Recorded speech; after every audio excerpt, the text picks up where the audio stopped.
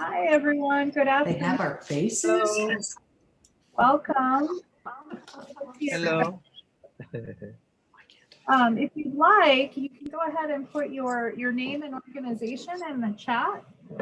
And we're just going to wait another moment for any other folks joining us. And if you could put the mute button on, that would be great. But there will be an opportunity to ask questions as well. So I hope you're all doing all right today on this Thursday afternoon.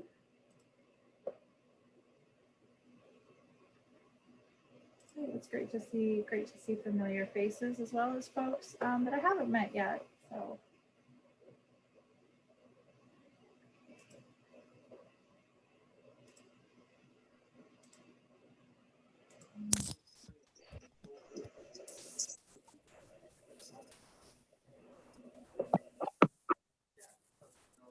Okay, then we can go ahead and get started. So welcome everyone. I'm Angie Gaspar Milanovic, and I'm the Director of Grants and Professional here at the LA County Department of Arts and Culture. And Mara, would you like to introduce yourself? She's my co-pilot today. Yes, hi everyone. I'm Mara Morris, Programs Manager at the Department of Arts and Culture. Welcome. So I have a PowerPoint, so I'm going to go through some of the guideline information, and there will be an opportunity to ask questions. I think we're a size group, so if there's something that you would like to ask as we're going through the slides, please drop it in the chat. Mara will be monitoring that. Once I have the PowerPoint up, I can't really see the chat, so she'll let me know as things come up. And then at the very end, we will also have an opportunity for questions. In addition, if you need to do a deeper dive and want to schedule a phone call, I'm doing office hours on Fridays from 1 to 5. There are 30-minute slots. Tomorrow, I think, is all full, but the next few Fridays are completely open. So we can also, I will drop that link into the chat. And this is, you know, if you have more specific questions and just want to talk through your application, that's the place to do it. Or if there's just any clarification that you need, happy to do that then. So I'm putting it's a Calendly, and you can just go ahead and click on that and find a time. Okay, so I am going to share the PowerPoint. Go. Beginning. Is that showing up okay, Mara? Yeah, you're good. Good, okay. So everyone is here for the 21-22 Second Supervisorial District Arts and Culture Recovery Grant Program. We are really excited about this opportunity for funding for arts organizations and social service, social justice organizations doing arts programming in the Second District. If you have not yet been on our website, go to lacountyarts.org. We have the program guidelines there. We have the sample application as well as instructions. We will also, following this workshop, be sharing the PowerPoint as well as a recording of this workshop. If you don't want, you know, you can feel free to both mute yourself as well as you can shut off your video if you prefer. So no problems there. And the LA County Department of Arts and Culture recognizes and acknowledges the first people of this ancestral and unceded territory. With respect to their elders, past and present, and future generations, we recognize the Chumash, Gabrieleño Tongva, and Fernandeño Tataviam, who are still here, and honor with gratitude the land itself and those who have stewarded it throughout generations. We honor and respect the many indigenous people still connected to this land on which we gather, and we commit our work in service to and in alignment with these values. So I know a lot of you are grantee organizations and are familiar with our work. For those of you that are joining us for the first time, the mission of the LA County Department of Arts and Culture is to advance arts, culture, and creativity throughout the region. And we envision a region in which arts, culture, and creativity are integral to every aspect of civic life for all people and communities. Now, this grant, for some of you that aren't familiar with the background, when Supervisor Mark Ridley Thomas of the 2nd Supervisorial District left office, he allocated $1 million of his discretionary funds to our agency for this grant program. And so the purpose of this funding is to support organizations that are located in the 2nd District that are working in this realm of arts, culture, and social justice. We know that there are areas, supervisorial districts where there are more arts organizations and some where there are less. It doesn't mean that there's any less arts activity or creativity. But the purpose of this funding specifically is to deepen investment in organizations that are in the 2nd District, whether it's through their programming, their cultural spaces, or their arts-based strategies to affect positive and social change. And so given also the impact of COVID-19 this last year, this funding we know comes at a crucial time for many organizations. So just a quick overview, this is a $1 million allocation that was transferred to our office, all $1 million. So 100% of that will be going out to grants through this program. This grant is administered and distributed by our division. It's a one-time program, and so it will support nonprofit and fiscally sponsored organizations in the 2nd. The grant period will start October 1st through September 30th, 2022. So I'll go into a few more details on that in just a moment. The awards will range, so it's going to be based on the number of eligible applications that we receive, the funding amount, organizational budget size, as well as what organizations outline in their applications in terms of programming during the grant period. There's another requirement to this grant, which is why it's starting in October. In the application, there are questions about what kind of professional development and technical assistance organizations need. And so we're going to review all of that, and there will be an RFQ to hire consultants to design some professional development during the grant period that the organizations who are in the cohort will be able to take advantage of. So what we're envisioning right now is maybe quarterly opportunities, and organizations will have to attend at least 2. But we're still, that's still in development based on once we were able to review the applications. So here's some important dates and deadlines. The application is live, and the window is through March 24th. We are planning on doing staff audits in April. Peer panel review will happen in May or June. We're still calendaring that out. Award notifications will be in July, and then the grant will start October 21st.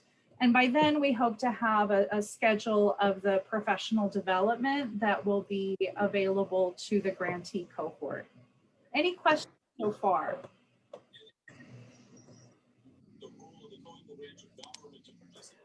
Just a point of clarification that is it true that only organizations located in the 2nd District may apply?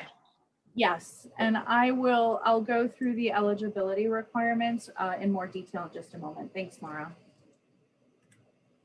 As I mentioned, office hours remaining March 5th, 12th, and 19th before the deadline on the 24th. So if you think you want to discuss your grant application with me, please sign up for one of those 30-minute slots and we can have a conversation.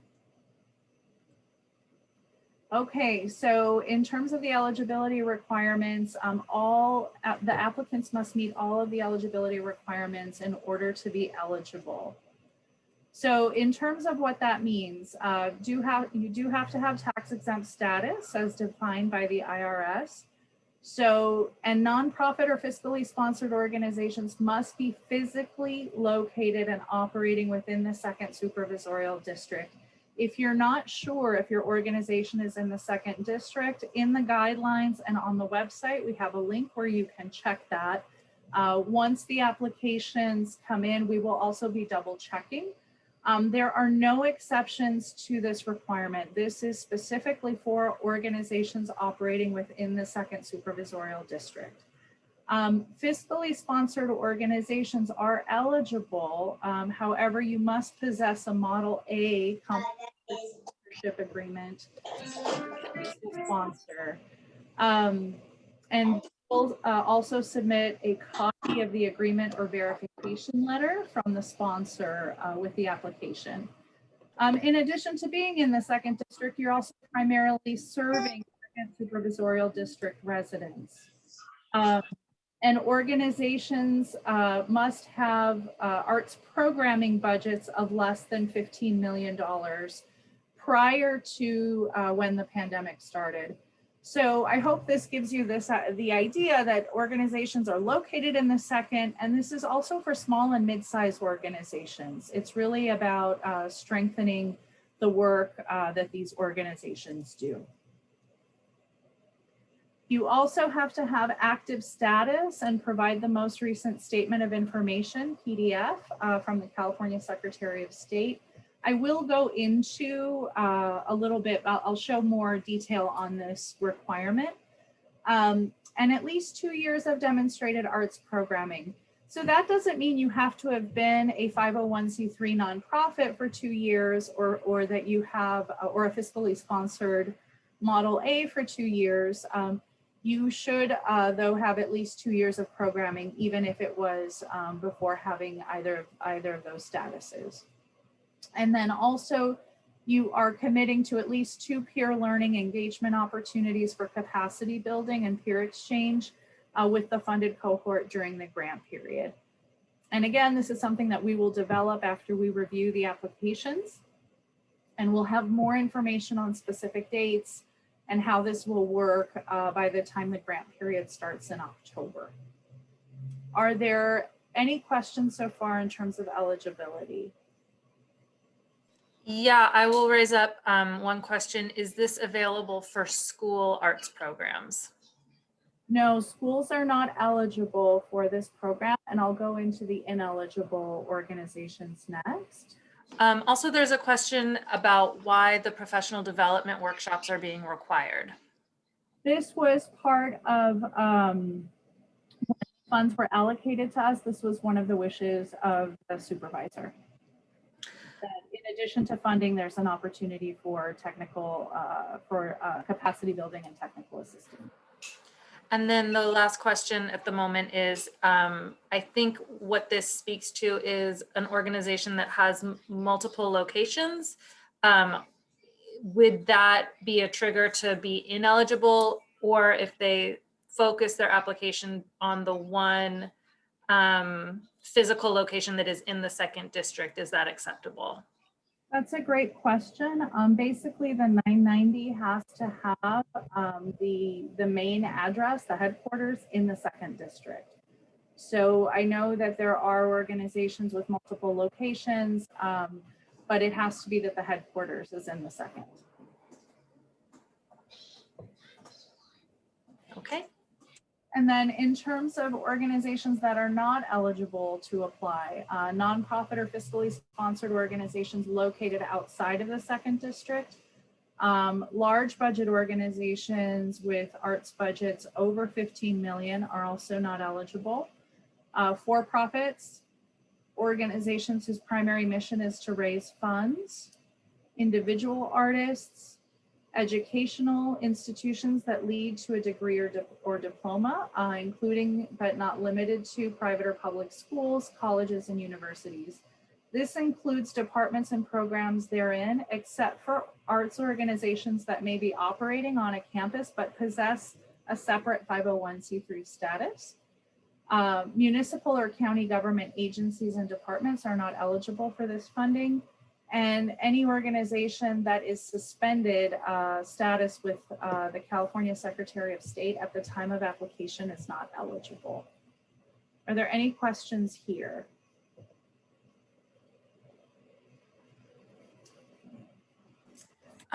Daniel, did you have a question? Yes, I have a question regarding the fourth point, organizations whose primary mission is to raise funds. We support a local school district and we happen to raise funds, but that's not our primary mission. Are we still eligible? Is your primary mission arts programming? Like you're doing the actual programming? Arts is in the education mission, but education, yeah. Education, but what kind of programming are you doing? We do STEAM programming, science, technology, engineering, arts, and mathematics education. Okay, we can maybe have a conversation at the end because it also Absolutely. is what your, I'm blanking on the term of the NAIC, like what your status is as an organization. But we'll talk at the end. All right, thank you very much. Of course. Okay, in terms of the grantee selection and the review criteria, this is what will be alluded to in the application and the questions that will be addressed. But looking for recognized work in arts-based strategies to affect positive social change, such as activities at the intersection of social justice and arts, artistic and cultural production rooted in communities of color, such as Black, Latinx, Asian, and Indigenous communities in the 2nd District, history of supporting a cultural tradition, cultural space, and/or programming in the 2nd Supervisorial District, history of participating in the County Arts Internship Program and/or providing other program activities serving as a training ground to future generations of artists and cultural leaders. And emerging organizations as well are welcome to apply to this funding, demonstrating activities aligned with the categories above. Now, in terms of the application, there's the online application to be completed as well as attachments. I do want to say any current LA County Department of Arts and Culture grantee, either from the organizational grant program, meaning you're in year 1 or year 2 of your grant, community impact arts grant during this fiscal year, do not need to submit the attachments except for the artistic sample. The reason for this is that you recently applied and submitted all of this information previously, and so we're trying to streamline and keep it as simple as possible. But for non-grantees, if you're currently not receiving funding through either of these 2 programs, you do need to submit these attachments. And even if you applied for CARES Act money last fall, you still need to submit it. So what we are asking for, number 1, is your federal Form 990, either 2018 or 2019. And if your budget is less than $25,000, we would just, you would submit the proof with the postcard that is required. If you're not able to provide a 990 at the time of application, you are not eligible to apply. So we do need that to confirm your budget size. We also are requesting a statement of information PDF from the California Secretary of State that shows proof of good standing. This is free. I will walk you through how to find that on the website in just a moment. We do want to see your 501c3 determination letter with your federal employee ID number. And then for fiscally sponsored organizations who possess a Model A comprehensive sponsorship agreement, you'll also need to submit an internal financial statement for the last completed fiscal year, as well as a copy of that agreement from the sponsor. So that can be an internal financial statement that includes a profit and loss or a revenue and expense report. And then the one item that everyone needs to submit is a sample of arts programming of your choice that's focused on programming either being executed and or planned. So it can be a digital flyer, it can be a link to the most recent program, you can submit a video. We are leaving this very open. It can be programming that you did in person just prior to the pandemic. It can be virtual programming that you've done during this time. So it's just to give the panel a sense of the programming that you have, that you've recently done or that you're planning to do. Are there any questions on this so far? I'll bring up two questions. One is if we have a more recent 990, may we submit it? Absolutely, absolutely. And then there's a little bit more follow-up on the thinking behind capacity building and technical assistance. Charmaine, do you want to just unmute and ask this question? No? Yes, sorry about that. Yes, sorry about that. The bottom line of my question was, sometimes the assumption is because you're a small or mid-sized organization, therefore you don't really know what you're doing and you need technical assistance. On the other hand, it could be that organizations actually would like some technical assistance in a particular area, i.e., we're trying to find a space of our own and we don't know how to go about doing it. I need my IT, I need something. So can they specialize what they want in terms of professional development, or is the assumption just you're small and you must not know what you're doing, so we're here to help you? No, that's not the assumption. The assumption is let us know during this pandemic where things have been so crazy and donations have gone down, where you're at now with what you're planning, what are the areas that are of importance to you. So we're not designing prescriptive programming for this. It's actually based on what we get in the applications, and there are both like categories that, you know, is it about staffing? Is it about executive leadership? Is it about having access to PPE? Is it about, you know, in terms of what reopening will look like? So there's a lot of categories, as well as an opportunity for applicants to put in like, actually where we are now, this is what we're thinking about. And so our idea is to review all of that and then plan the PD around that. So it's absolutely coming from the applications, and that's why the grant period starts a little later, so we have enough time to do some planning around that. So that the question, so that the professional development can actually be around what are short-term now kinds of technical assistant needs, as opposed to long-term capacity building, etc. I mean, that would be great, but it can really be about the now. It can absolutely be about the now. I mean, I think there's also the questions of, you know, not everyone has been able to pivot to digital. There's costs involved with that. What will the hybrid model look like once, you know, once certain things start to get back to normal? So again, these are just certain ideas we've put in categories, but we don't have anything planned yet. It truly is coming from the responses we receive.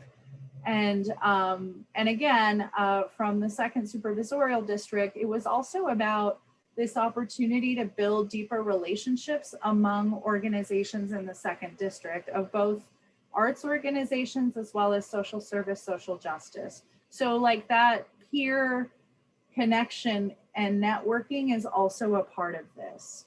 I hope that explains more. I don't have like the, you know, again, we want to review the applications and then craft the RFP around that. And the idea is also that the consultant selected would have a deep knowledge of the second district too. So this is very much an of, by, and for kind of opportunity. And again, understanding too the responsibilities of nonprofit leaders, requirements to attend trainings, that sort of thing. It's really about planning programming that will be responsive and allowing for a few opportunities that hopefully majority in the cohort can take advantage of.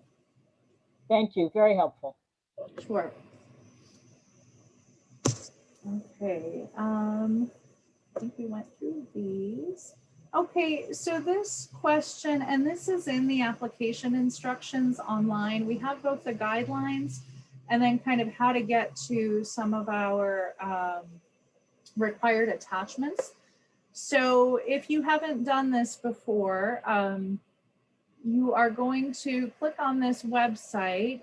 It's the California Secretary of State. And you will scroll about halfway down. Is it coming up, the website? Let's see. And you'll do a business search. Can everyone see this? No, we're still looking at the PowerPoint. Okay, all right, I think I remember how to do this. All right, I will stop this share. I will start another share, and please all deep breath that I know how to do this correctly. Okay, here we go. Go to the website. Okay, so I clicked on that link that was in the PowerPoint, and you'll go to business search, and you'll scroll down and you'll just click on corporation name. And I'm just typing in Burbank Philharmonic.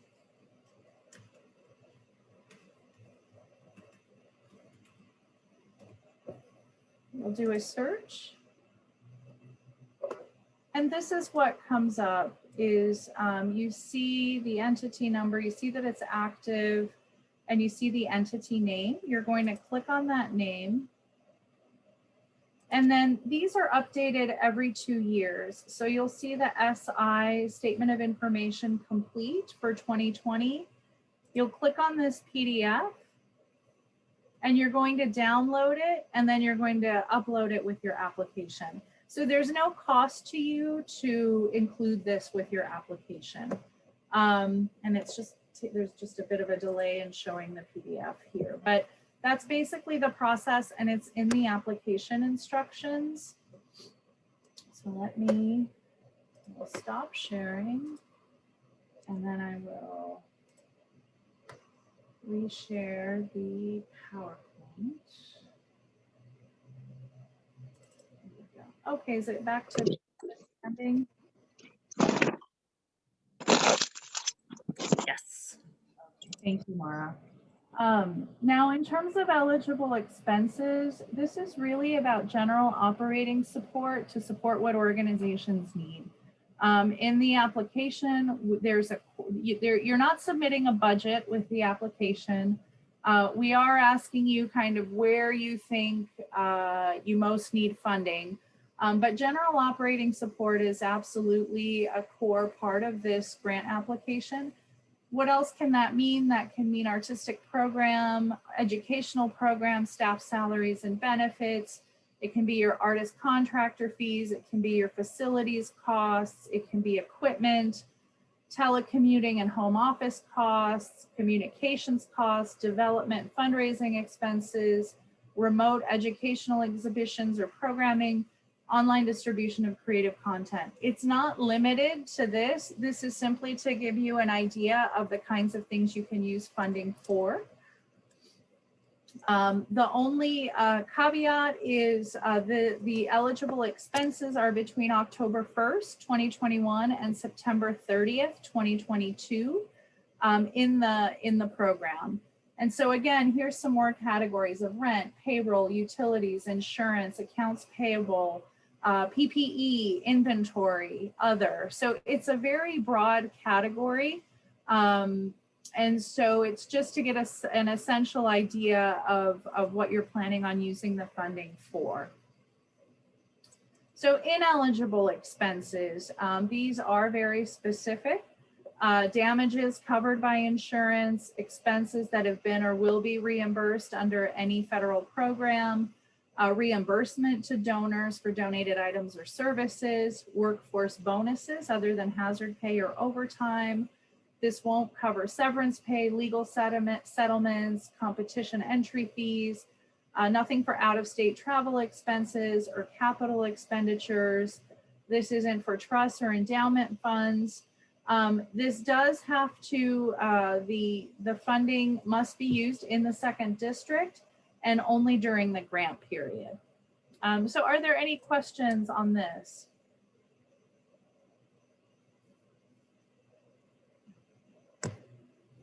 And then of course, the key question, how much funding do organizations expect to receive? There is no request amount in this application. The award amounts will be based on organizational eligibility and the available funding of $1 million. It'll be based on the number of applications we receive that are eligible, the funding, organizational budget size, and planned programming during the grant period. As you can see, and I hope you can infer, it's we're hoping to fund as many organizations as possible in the second supervisorial district. So I don't know yet what the cutoff score will be. That will also depend on the panel process. But so, you know, once you're in the application, there is no budget to complete, there is no request amount, but we do need to ensure that your organizational budget size and that the questions in the narrative are answered in terms of how you propose spending the funds. So here's the review grant criteria. 35 total possible points. Criterion 1 is how the organization and its arts and culture programming is rooted in, reflected of, and responsive to the second supervisorial district communities benefiting from its programming and services, particularly underserved and/or communities of color such as Black, Latinx, Asian, and indigenous communities. The second criterion, also 10 points, demonstrates history and impact of arts and culture programming and how it contributes to the cultural fabric of the second district and/or advances social justice or positive social change. The third criterion is that it demonstrates how district residents will be served through the organization's arts and culture programming and how the organization will be strengthened through proposed grant-funded activities. Criterion 4 demonstrates organizational resilience and how the leadership is adapting to current changes and how it's planning programming during the grant period. And the fifth one is demonstrates capacity and ability to commit to the required professional development component of the program. Are there any questions here? There's one question just out of curiosity is how many arts organizations are there in the second district? Oh, that's it. Let's see. I think our outreach list, we included our grantees as well as part of this has been doing outreach to organizations that we're not currently funding. And so I believe it was sent out to about 140-ish organizations. We fund about, I think, close to 70 nonprofit arts organizations in the second. And in terms of through our Community Impact Arts Grant, the Social Service Social Justice Grant, I think there are about 65 grantees in that pool, and I believe nearly a third of them are in the second district. So I'm sorry I don't have the exact number on that, but we're also going to be developing an FAQ, and we'll be sure to include that as well. And Daniel, does that sort of speak to your follow-up question? Okay, great. Is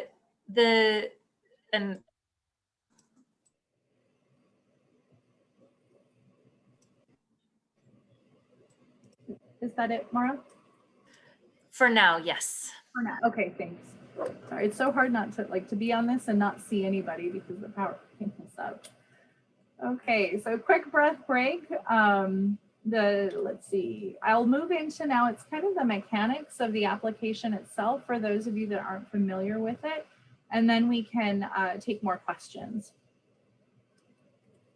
So in terms of the new online grant portal that opened this last fall, many of you that are current grantees will already be familiar with this. But for those of you who have never applied to a program through a grant program through us, I'm just going to walk through a few key parts. And again, this is also in the application instructions with step-by-step instructions. So you're going to go to this link. It's the apply-lacdac.smapply.io. And if you're doing this for the first time, one big tip is you're initially setting it up as an individual. And then when you create your eligibility profile, make sure that your applicant type is an organization. Otherwise, this grant program won't show up in the portal for you. Make sure that you save your email and password that you can easily access and share. It's one account per organization. We always recommend, draft your application responses in Word and copy and paste. The program has not been glitchy, but we also just recommend submitting it prior to the deadline just in case you come across issues. This is the only grant application that'll be open, so we're not anticipating any, not like in the fall when we have multiple programs open. So this is how it looks when you go to the main page. I want to just point out, there's login for those of you who already have accounts. There's registration for you to start that. And if you have questions or if you are experiencing technical issues or glitches, go to this information button. And there is customer support hours Monday through Friday from 8 a.m. to 8 p.m. Eastern Standard Time, as well as on weekends. So any technical questions, you will have to contact them directly. You can also reset your password through this portal. So if you're a new registrant, again, you're going to click register, and it's one account per organization. You can share account login information, and make sure that everybody who has the info, has the info they need to access the app. And you'll see the instructions on the main side of the page, or the main page of the site, sorry. In terms of creating the account, it's fairly straightforward. First name, last name, email, password. It'll send you a verification link that you'll confirm. Then that third step is that it will ask you what kind of applicant are you. And again, please select organization so that you can access the Arts Recovery Fund application. For existing users, if you had an account in Fluid Review, you'll click login and it's the same email and password. And it'll walk you through from there. And you can also, if you need to make updates, you can do that by clicking on your account, then going on to my account and making any changes that you need to make.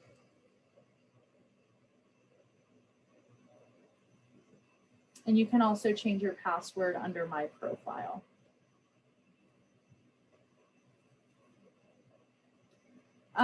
If you'd like to get email updates through the system, you can also put in your preferences there. I would advise against clicking on unsubscribe me from all emails, especially in the application period, because we do send out bulk messages, and that's the fastest way to do it. And in terms of your eligibility profile, type of applicant, make sure that you've selected organization. You will put if you're a 501c3 nonprofit or if you're fiscally sponsored. We will need your legal name, address, FEIN number, DUNS number, and your LA County vendor number. So this is one question. If you're not an LA County vendor yet, any organization that we contract with has an LA County vendor number. That's how we're able to pay you. If you're not, you don't have to put that in. at this moment, but in order to receive funds, you will have to register. So if you have the time in this period before the application is due at the end of March, I'd recommend that you do that now so that you just have it on hand to facilitate contracting later. And this is just additional detail that shows how this looks once you're in the screen with organization type and updating your information. You do want to make sure, save my profile, bottom right, green rectangle. I have forgotten this, and then you have to add the information in again. And again, once you're in the online application, you'll see there that it's not the CIAG grant, it's actually the BOS2 Arts and Culture Recovery Grant. You'll be able to go in, click more, and then apply, and then you'll basically have 2 split windows to be able to complete the application. And again, office hours schedule is here. I encourage you to sign up for one-on-one appointments. If you have questions, please send them to the grants email box. There are a couple people monitoring that email, and so we'll get responses to you as quickly as possible. We are still working remotely, although I'm in the office today, and so email is, I think, the fastest way, or signing up for one of the appointments. And then I will be able to get back to you with any questions. So are there any questions? Yes, I'll throw a few out. If we upload a PowerPoint with photos of our programming, is there a limit on the number of slides we present? Think of a panel, I would say about 10 slides of your strongest images. We tried to keep this really open, knowing that, you know, for our other grant programs, we have very specific requirements for what organizations need to upload. But we were thinking about just having more flexibility during this time. So 10 would be good. Think about you in a panel reviewing this, and what would your limit be? So not 50, not 60, like 10, 8 to 10 of your strongest images. For those of us who did the recent LA Arts Recovery Fund application, there were different character limits on many of the questions. Is there any chance you would increase the character limit to 5,000? And does the character limit include spaces? Ooh, good question. It does include spaces. We are also trying to keep this nimble.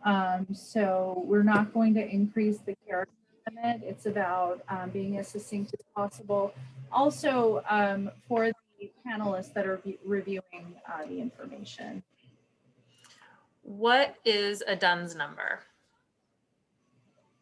What it actually, it's your registration of your organization's entity, a number that's assigned.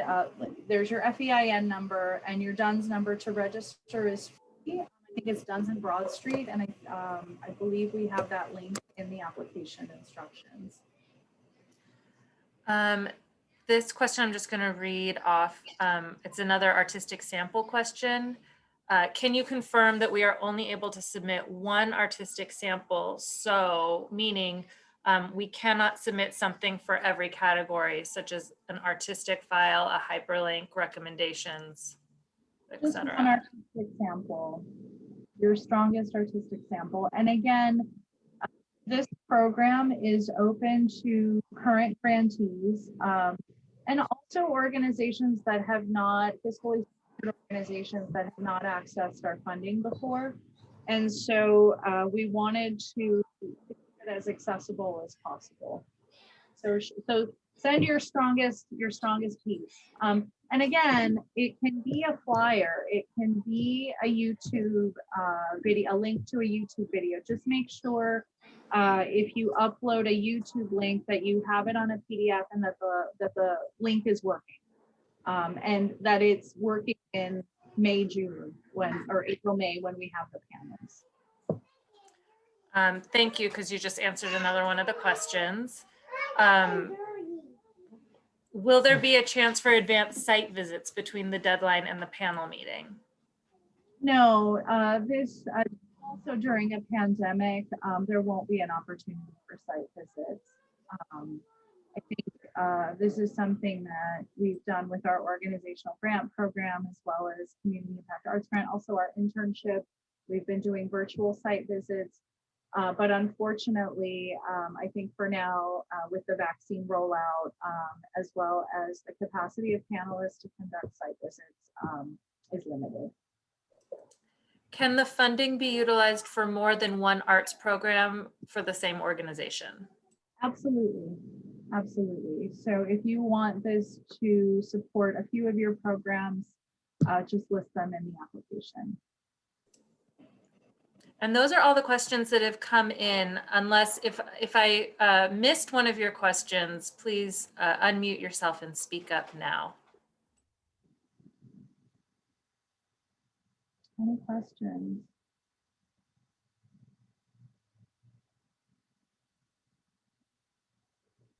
Okay. Okay, I have a question. Okay. Oh, go ahead. Go ahead. Okay, this is Asantiwa from Pan African Film Festival. Hi. Hi. How new or old can the sample be? I mean, is there a time limit on the sample?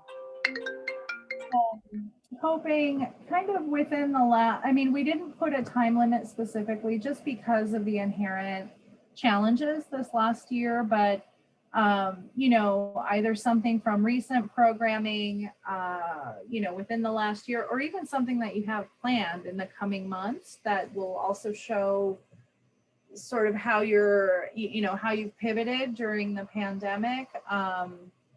But, you know, within a couple of years, not too old, but something recent. When will the vendor number be required? When will people need to have that?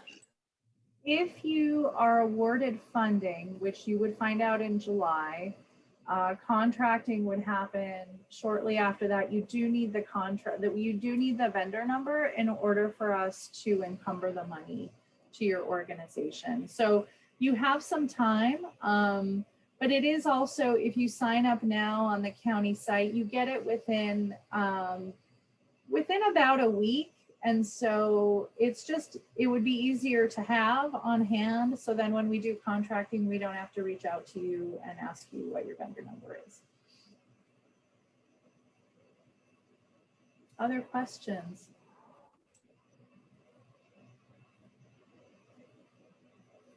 Okay, I think I shared the link for Calendly if you want to sign up for a one-on-one appointment. I'll reshare it again since there's, let's see, here it is.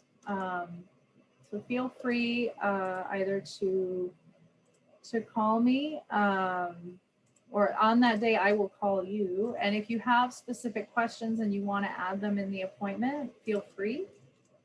But you know, I just want to say that we're really excited about this opportunity. This doesn't happen often.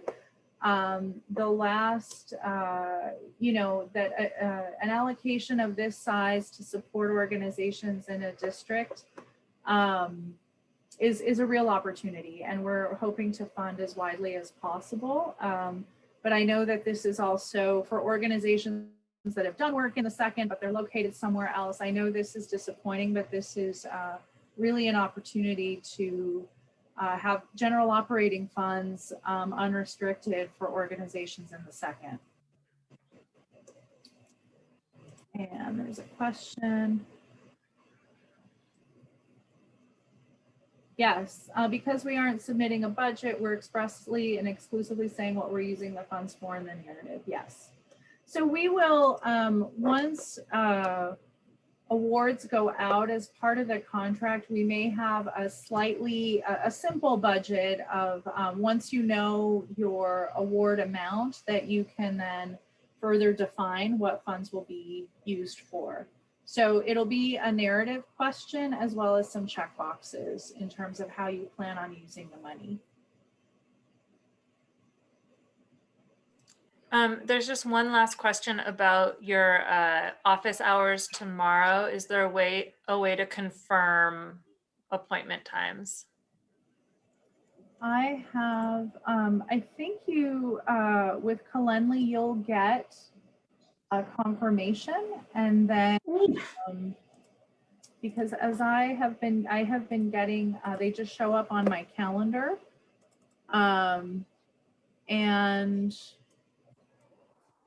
And it's a calendar request to both of us. So if you're not sure, you can also just send an email to the grants mailbox and I'll confirm for you. No problem.